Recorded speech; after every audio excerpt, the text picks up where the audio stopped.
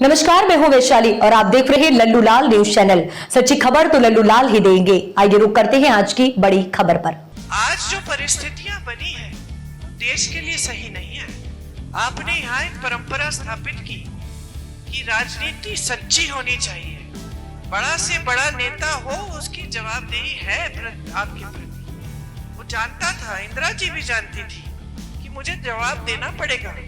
अगर जनता के सामने बोलना है तो जिम्मेदारी से बोलना है, झूठ नहीं बोलना है। और यहाँ आज देखिए प्रधानमंत्री जी ने क्या हालत बना रखी है। सबसे बड़ा पद संभाला है देश का। एक दिन कुछ कहते हैं, अगले दिन उसी का खुद खंडन कर देते हैं।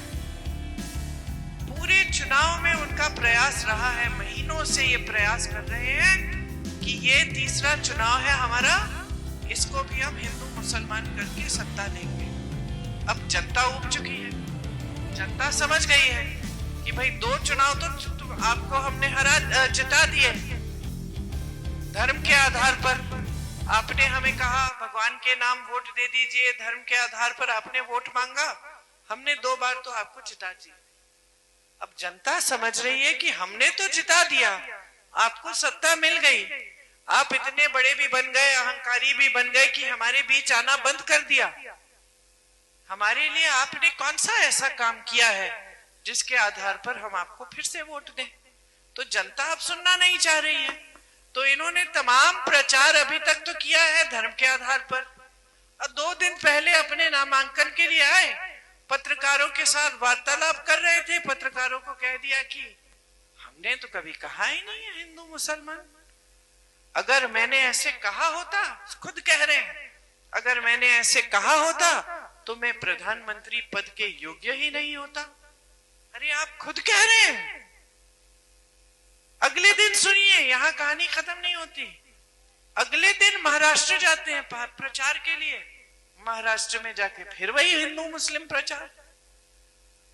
तो आपकी बातों में वजन ही नहीं रहा।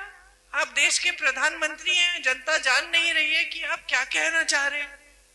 एक दिन कुछ कहते हैं, अगले दिन कुछ और कहते हैं, फिर अगले दिन कुछ और कहते हैं। एक दिन कहते हैं 15 लाख रुपया हम आप सबके खाते में डाल देंगे, अगले दिन कहते हैं चुनावी जुमला था। एक दिन कहते हैं कि कांग्रेस पार्टी आपकी भैंस चुरा लेगी। सचमुच सावधान रहो, अब कांग्रेस पार्टी के नेता आ गए, अब भैंस चुराएंगे हम। सावधान रहो। कभी कहते कि कांग्रेस पार्टी की ये साजिश है कि आपके मंगलसूत्र लेकर किसी और को दे देंगे। अरे 55 सालों से हमारी सरकार रही, किसी ने आपके मंगलसूत्र पे आंच आने दी? इंदिरा जी ने अपने गहने देश को दे दिए थे जब जंग था।